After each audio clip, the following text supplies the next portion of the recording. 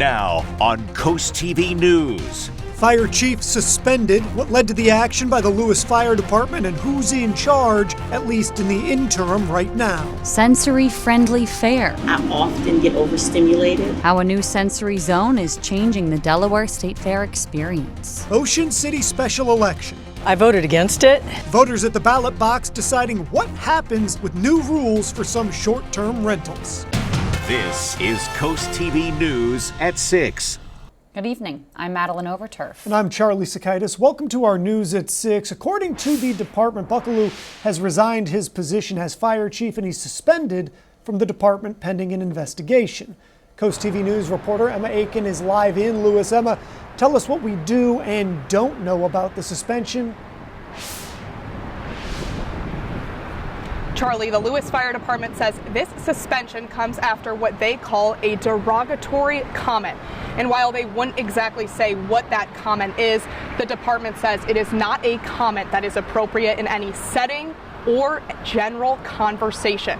We spoke with some locals today who say for an agency that saves lives, they just hope the department's words don't influence their actions.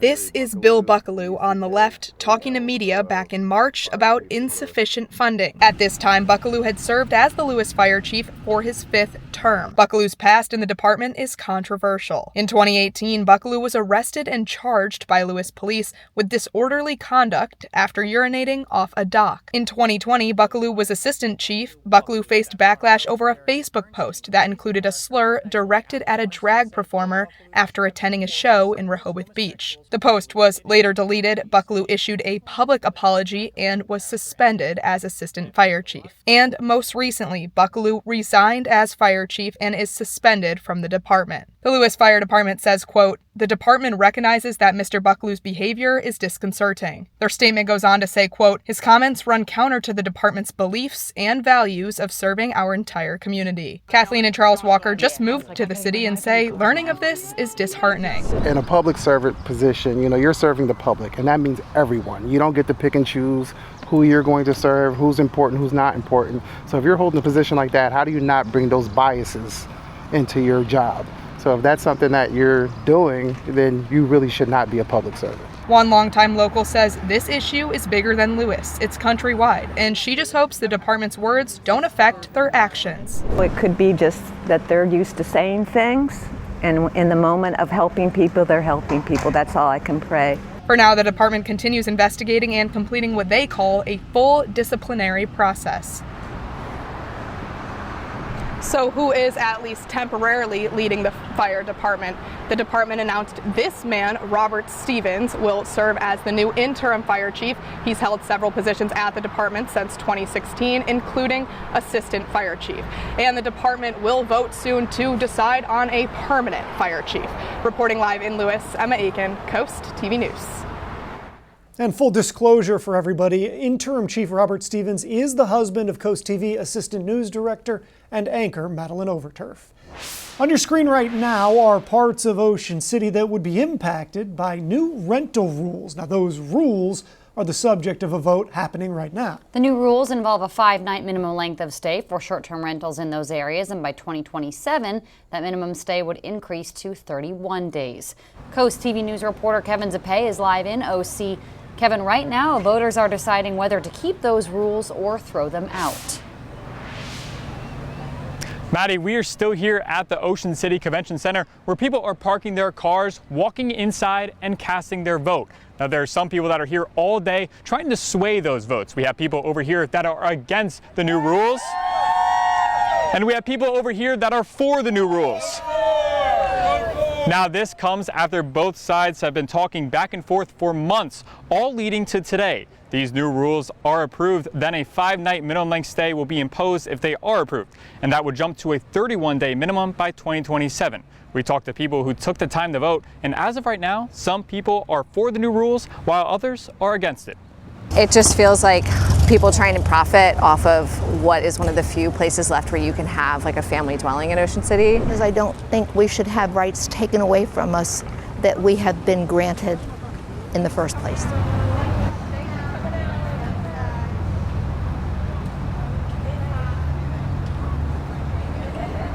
Now, if you are a registered voter here in Ocean City, you have until 8 p.m. tonight to vote here at the Ocean City Convention Center. And we'll be here live at 11 p.m. for the results. I'm Kevin Zapay, live in Ocean City, Coast TV News. With this vote happening today in Ocean City, we looked at short-term rentals in other communities, and here's what we found. Milton is looking at a policy that would cap a short-term stay at 30 days. Now for the money, Fenwick Island has debated implementing the combination of local and state taxes for short-term rentals. That results in a 12.5% tax rate, and the town of Selbyville is considering banning short-term rentals altogether. This brings us to our Coast TV poll. We want to know if Ocean City requires a 31-night minimum stay in neighborhoods, what will you do? Let's take a look at the updated results from last news hour. Take a look at your screen, and 52% say stop renting, 28% say support the change, that's gone up a little bit, and 20% say sell my property. That's also gone up a little bit, and if you haven't voted yet, you can still do that. Go to coasttv.com or use the mobile app. Remember, you can leave a comment as well, and we're going to show you updated results tonight on Coast TV News at 11. Let's go ahead and take a live look outside into Ocean City. Beautiful day at the beach, and our First Alert Chief Meteorologist Paul Williams has been saying, get outdoors after the newscast. After the newscast, of course, because you don't want to miss anything we have for you here. But following that, hey, this is the perfect kind of weather to enjoy outdoor recreational weather. Now, you do need to still wear your sunblock because we still have a bit of a high UV index. But aside from that, it's nice, cool compared to what it was last week.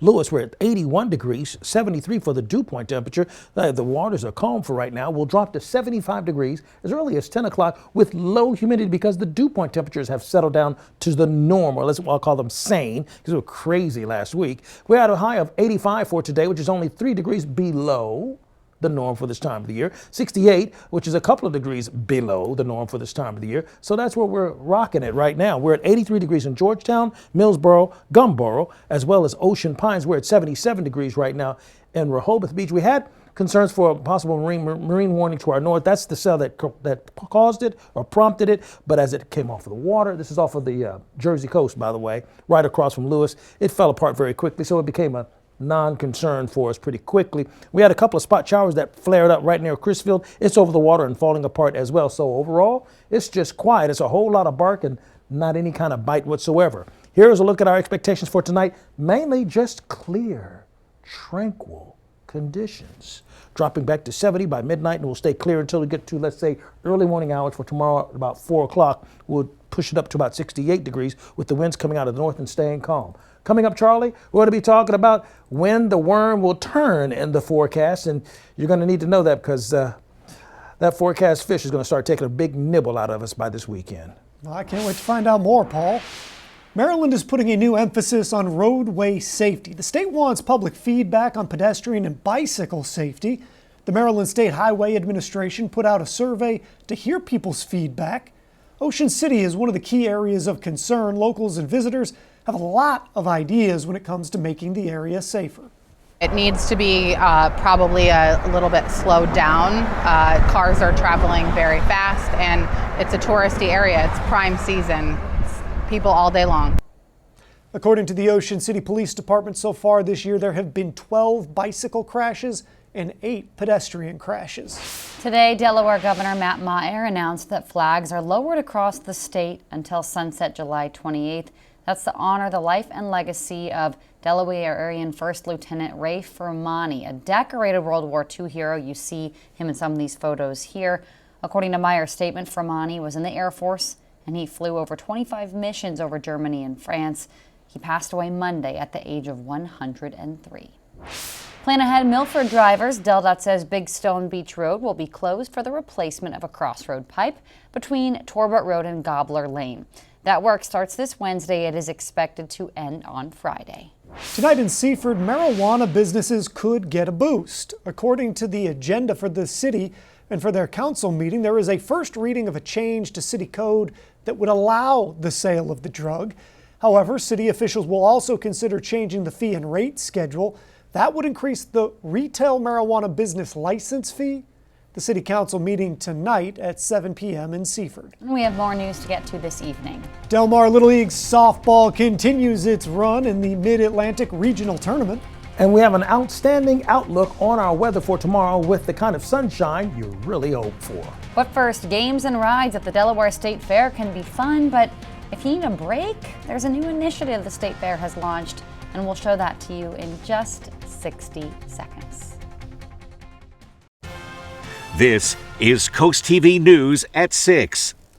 You're now taking a look inside of the sensory activation vehicle at the Delaware State Fair. It's a space for people to take a 15-minute break from the busy carnival. Coast TV reporter Zakia Jennings shows us this is for anyone who might suffer from PTSD, anxiety, be on the spectrum, or if you just need a few minutes of peace and quiet.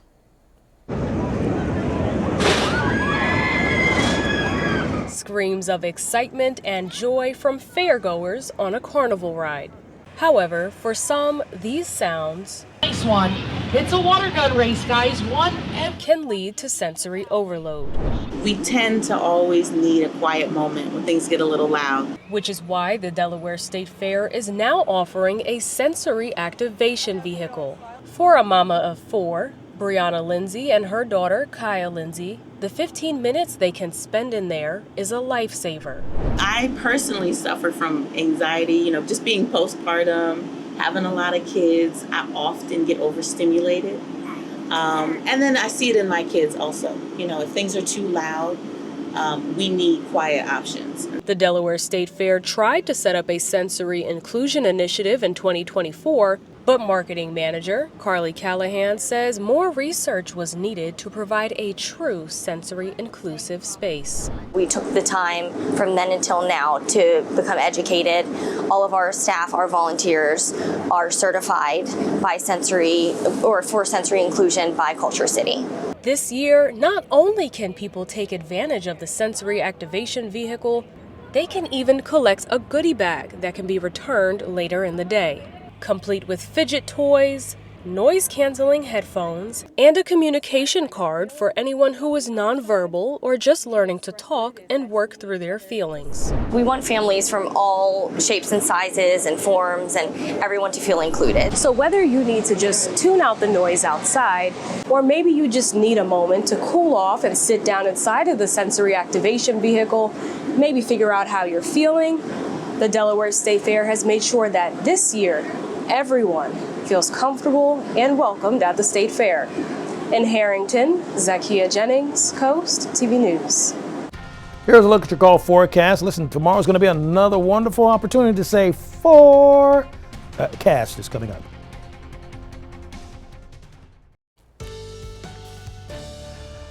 The gorgeousness of today's forecast will carry on into tomorrow as well. So we're going to have a wonderful repeat of that which you may have enjoyed perfectly for today. Milford, we're at 81 degrees right now. It's 81 Long Neck, 80 in Dagsboro, 81 right now in Gumboro, as well as Delmar, and we're holding at 83 degrees currently in Bridgeville. Now here's the good news. Why has it been so nice compared to last week? You see, we're at 62 for the dew point temperature in Redden, Georgetown, 63, 66, Delmar. You got to remember, last week, the dew point temperatures were at 78, 79, 80. I'm mentioning that because I've been doing this for about 41 years, and that's kind of a rare thing. I don't see 80-degree dew point temperatures too often. And dew points are a measurement of the moisture content in the atmosphere, where you take a thermometer, put a little wet bulb on the end of it with water, and you swing it around and take the temperature. That's the dew point temperature, and it measures the evaporation rate, just in case somebody wanted to know that. Our muggy meter, and it's a direct correlation to how muggy it feels. So we're just in the humid category for right now. We're going to go up to very humid by Friday, and then we're going to escalate to miserable by Sunday. So that's why I continue to say the same thing over and over again. Enjoy today and tomorrow, because those good days are coming to an end. We are staying very clear at this present time. We had a couple of sprinkles well to our south, but they've broken up very quickly. If you're going to be going to the State Fair for late tonight, 7 o'clock, 9 o'clock, 11 o'clock, temperatures in the 70s for the rest of the evening time under mostly clear skies. We warmed up to 83 for the high in Ocean City, 85 for the high in Georgetown. The brunch cast for tomorrow morning, listen, we'll start off at about 76 degrees by 9 o'clock, 78 by 11 o'clock, and by lunch, full-blown lunchtime, let's say, or late brunch, 80 degrees with 9-mile-per-hour winds. You see, temperatures are going to play into the lower 80s throughout most of Sussex as well as Kent County in case you're traveling to the north. 86 Cambridge for the high, 85 in Vienna, and we're going to warm to 82 degrees for the high in Ocean City for tomorrow. See, we start off very clear for our neck of the woods, and then we climb into the lower 80s. Tomorrow's not a problem, not an issue. Perfect again like today. Now, Thursday rather, is when it starts getting a little bit dicey. I mean, we're talking about 67 degrees. That's a nice start. That's not a problem. But then we start climbing to like 87, 88. And then you see how this is going up from the bottom of your screen to the top? That's indicating the southern flow comes back into play. Southern winds brings in more heat, more humidity, and the mugginess will return. And the rain as well. Take a look. Our rain chances escalate Saturday going into Sunday. So that's when we're watching out for things to really, tank from that sunny situation that we were enjoying, because we are looking forward to push over that way. So look for the temperatures to climb very quickly by the time we get to Friday. You notice Friday 88 in Fenwick Island. You'll also notice Friday on this last frame here that 92 for Lewes. So enjoy the cool sunshine while we have access to it. Here's a look at your extended forecast. Paul, thank you. Dover neighbors are fed up with ongoing violence. They're coming together for change. The Department of Justice and community partners hosted a public safety town hall in Dover. The goal being to give neighbors a chance not to only talk about ongoing issues, but work towards real solutions. Many feel the rise in youth crime is fueled by a lack of opportunities and activities for young people. Neighbors say the community cannot afford to wait, so they need some action right now. So many times that we're a reactive society, we wait for something to get done, not understanding the underlying issues. Many Dover council members and the Dover mayor were in attendance at the town hall. The Little League Softball Mid-Atlantic Regional Tournament, it's happening this week. The Delmarva Sports Network is in Bristol, covering Maryland's Delmar team and Delaware's Camden, Wyoming squad. It is brought to you by Preston Automotive. We have live updates on the Delmarva Sports Network app, website, and social media. The Delmarva Sports Network from the Wawa Studios. It was do or die for Delmar Little League Softball today. The Maryland State Champs had already lost once in the Mid-Atlantic Regional Tournament back to Pennsylvania on Sunday. The good news is that it's a double elimination bracket. So Delmar took on the team from New Jersey today with a chance to stay alive. Ultimately, though, New Jersey was just too much for Maryland. Delmar scored 4 runs in the first inning, but ran out of steam in the end. New Jersey tied the game by the 4th, then walked it off in the 6th. There were still some bright spots for Delmar, though. Lucy Thomas tallied 2 hits in the loss, and Samantha Timmons tacked on a double.